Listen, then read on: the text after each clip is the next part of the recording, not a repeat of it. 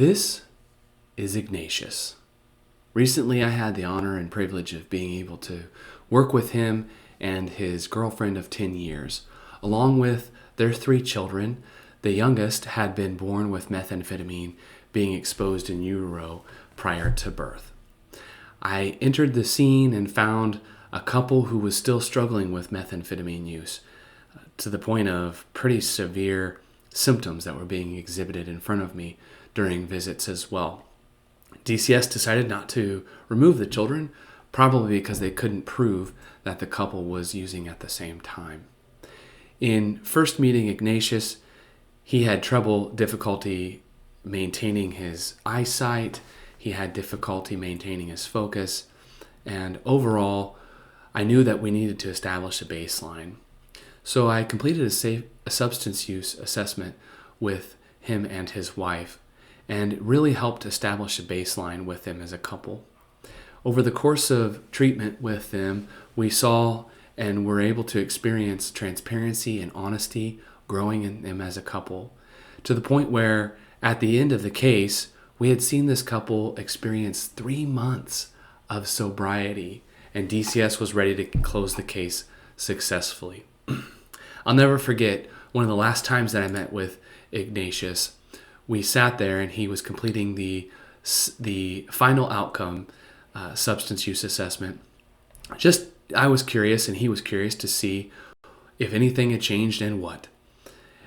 Besides the results, sitting there with him, the main thing that I remember is him pausing in between the items that he was marking, looking at me and saying, "Wow, Brent, this is so strange." And I was like, "What?" And he's just like, I'm able to answer these questions different than I think I would have before. I know I'm answering them certainly different than what I did last time. I remember them, but it's awesome. And from there, we closed out this case. We said goodbye to his children, his oldest daughter, who had grown fond of us being in the home, and of course, his youngest child, who had gotten older and older at this point because of our services being in the home. During today's training, we're going to cover 4 aspects of assessments. First, we're going to cover the why. That is the purpose of assessments. Second, we're going to cover the how, or the approach of assessments. Third, we're going to cover the what, or the type of assessments that we as Josiah Whites offer families. And then fourth, we want to look at the format of assessment training that you're going to complete after this. After this overview of assessments, you'll be able to go into some trainings that are specifically focused on individual assessments, and I will show you how those trainings are laid out. Now we'll jump into the purpose of assessments.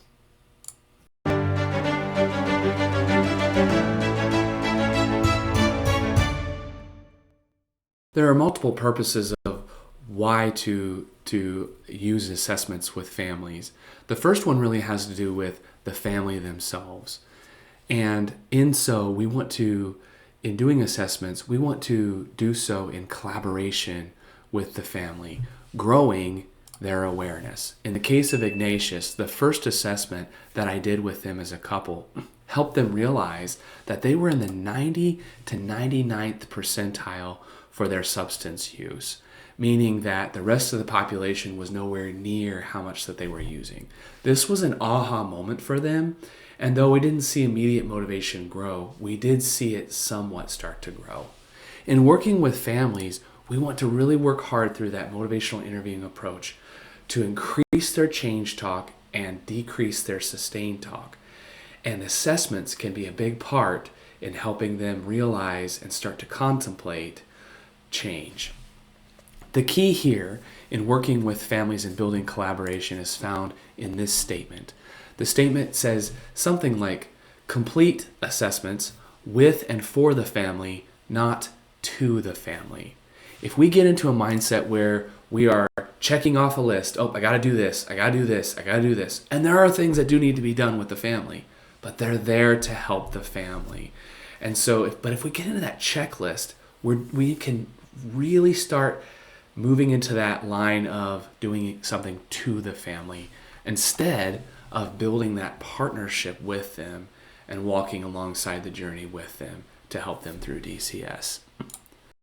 The next reason that we have for the purpose of assessments is really has to do with us as an organization, and that is to track progress. That's also helpful for the family to see as well, though they may not think that at the beginning, and it's certainly helpful for DCS or probation to see. There are multiple things that we can track with the family. We can track their resources through the Protective Factors Survey, their sobriety, as in the case of Ignatius, parenting skills and attachment and nurturing. We can track mental health. With couples, we might track the negotiation skills and the amount that they're using those. We might even overall be able to get a good picture of the resilience as it's growing. Ultimately, we at Josiah White's have this mission in mind. We exist to offer hope and transformation through Christ to children and families, and with community-based services right in their very home. Now, with that means we want to see hope and transformation with every family we work with grow and grow inside their family. These are families on the brink of being dissolved, the brink of removal. We are bringing hope and transformation, which ultimately is life to these families. Our third purpose has to do with a third entity. First one is family. Second one, more so us, to measure our outcomes. And the third one has to do with DCS, probation, or court. Sometimes they just outright request. How do you find that request? I'm glad you asked. The courts with an IA case or an informal adjustment case will generally create an informal adjustment plan or an IA plan. You see on the screen, this is a sample of an actual family with their names removed of their plan. You can see at the top that they have checked or X'd a parenting assessment. That is something that we can do as an agency. You can see substance abuse assessment. That's something else that we can do with the family.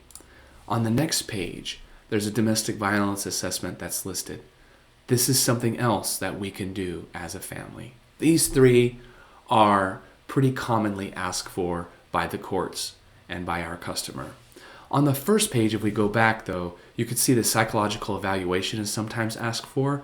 It's good for us to know if they're asking for that, but that is not something currently that we offer. We can though, especially if there's a therapist involved, work to get that lined up with an agency that can provide that psychological evaluation for the family. These requests and the actual plan are listed in a box similar to this in our database. And this is, if you click that, it'll show how many requests were made. If you find that it's missing, I highly recommend within the first month of working with a family to send an email to probation or to the DCS worker asking for a copy of the informal adjustment.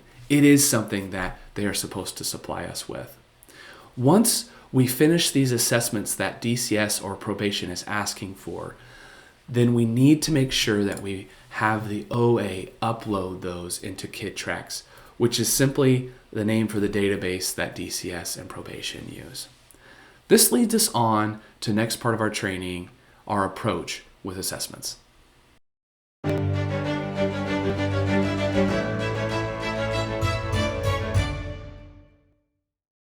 There are multiple things to be aware of when it comes to how to present an assessment to a family or the need for an assessment.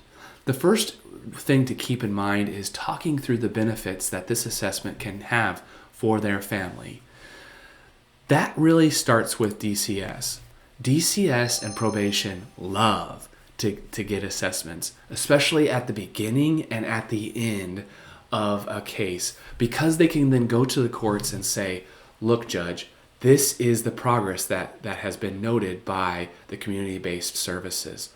And they can show that from the beginning and the end. The other thing is, we've already kind of covered this, and that is there are benefits to us working with the family, and there are benefits that can be had through the assessment. And that assessment process helps the family understand where they are at. And we'll get to this a little bit later, but covering results with the family is highly important because then at the end we can do the same and they can see the growth that their family has gone through. The second thing to keep in mind after benefits and we're talking with the family is the frequency. And when I say frequency, I obviously mean how long it's going to take to do this assessment.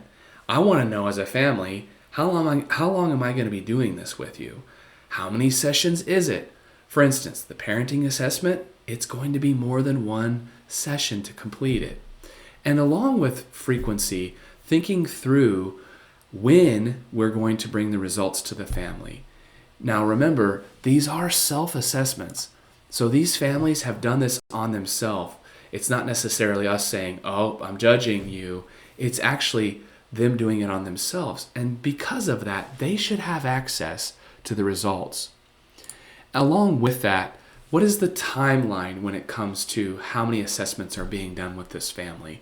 Talking through that with the family could really help them know, okay, I'm doing one now, and then maybe 3 months later or 5 months later or at close, I'll do this again to get an idea of the progress that we made together. The third thing to keep in mind with on the how-to of assessments is disclosures. With every assessment, you want to make sure that you tell the family who has access to that assessment. If it's an assessment that DCS has asked for, they will have access to it. If it's an assessment that they don't have access to, or haven't requested, I should say, because ultimately they can pull anything that we do with the family. But talking through that with the family. For instance, I do this with safety assessments. I let them know DCS has asked for these, and these are weekly submitted to DCS. I do this before I even start the comprehensive assessment, telling the family up front, this is going to be in DCS's hands. And I'll do it with other types of assessments too, especially if they're requested.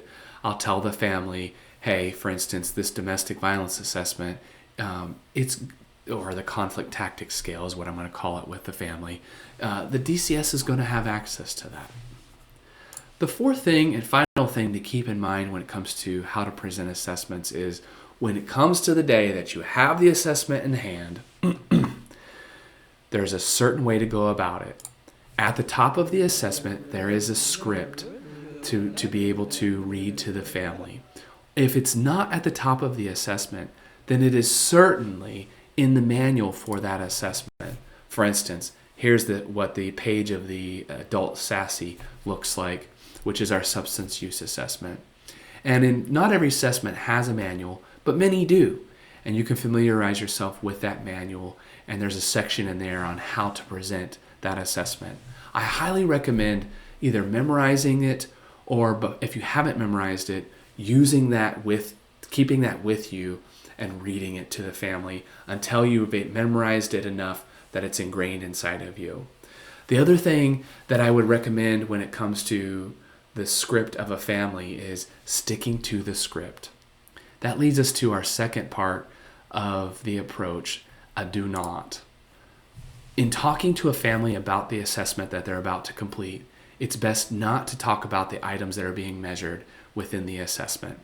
The reason is because if I'm a family member and I hear that you're assessing whether I'm lax in my parenting or whether I'm overreactive in my parenting, when I take that assessment, I'm going to be asking that of myself with every question that I answer. I wonder if this is measuring laxness of me as a parent, and it will skew the results. We want those results to be as valid as possible. Next, we're going to look at types of assessments that Josiah Whites offers.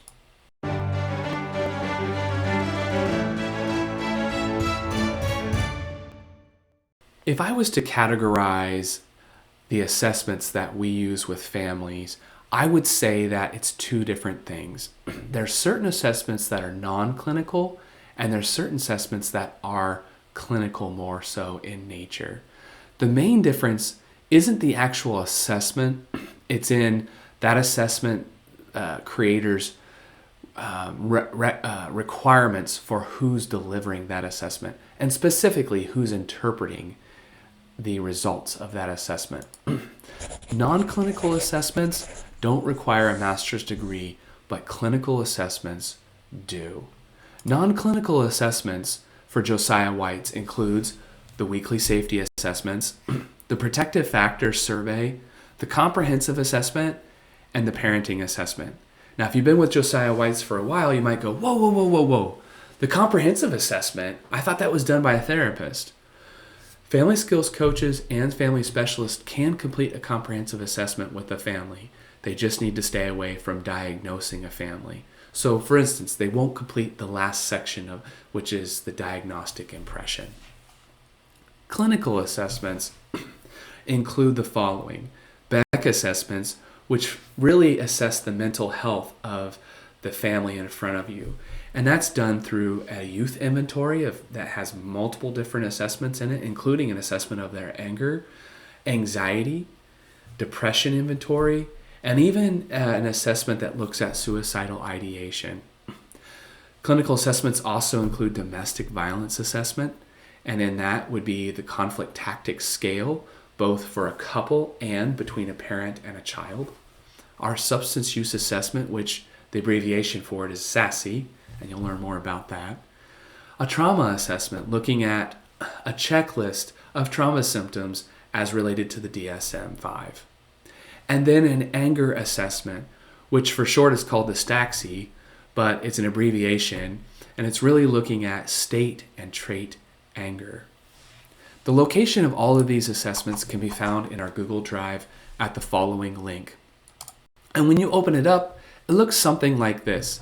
Each assessment generally has its own folder with a manual in it, and maybe even a Spanish translation as well. If you want to find these within the database, with the client database, it'll look something like this in the compliance tab. And you can see here, this is actually a specific family, and you can see here that they completed the revised tactics scale, along with the strengths and difficulties questionnaire. Some of these, if they're optional for a chart, they will not show up until they're completed and uploaded, and then you will see them in this section with a green dot.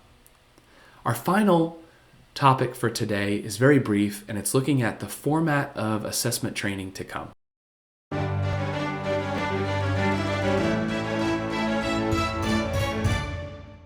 Assessment training that you'll be taking includes 5 different areas for each training. For each assessment, you're going to look at the overall design of that assessment. You're going to look at how to defend that assessment if you were called into court, specifically the reliability and the validity. You're going to look at how to deliver that assessment. A specific script might be included for that assessment. And then, of course, very important, how to actually decode and score and interpret the results of that assessment. And then finally, and certainly not to be missed, as we learned today, how to discuss the results of the assessment with the family. In today's training, we've covered the 4 areas of an assessment. We've covered the purpose of assessments. We've covered the approach with assessment, the types of assessments, and then the format of upcoming training that you're going to have. If you should have any further questions about this training or other trainings, please feel free to talk with your supervisor.